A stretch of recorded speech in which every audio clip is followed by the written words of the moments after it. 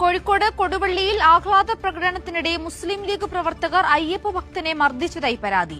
റോഡരികിൽ ബൈക്കിലിരിക്കുകയായിരുന്ന വാവാട് സ്വദേശി ഷിബിനാണ് മർദ്ദനമേറ്റത്. വിവരങ്ങളുമായി ചേതൻ സാജൻ ചേരുകയാണ്.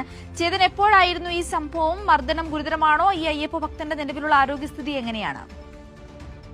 സിന്ധൂരി, ഇന്ന് രാത്രി 7 മണിയോടെയാണ് കോഴിക്കോട് കൊടുവള്ളി വാവാട് സെന്ററിൽ വെച്ച് ആഹ്ലാദ പ്രകടനത്തിനിടയിൽ നാമജപത്തിന് വീട്ടിലേക്ക് പോവുകയായിരുന്ന ഷിബിനെയാണ് മർദ്ദനം ഏറ്റത്.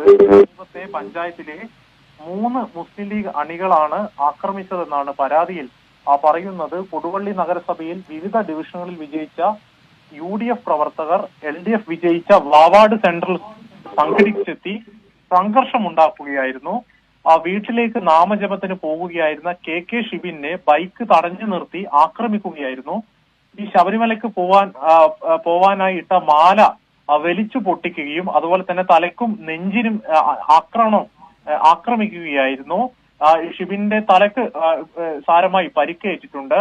ഇയാളെ താമരശ്ശേരി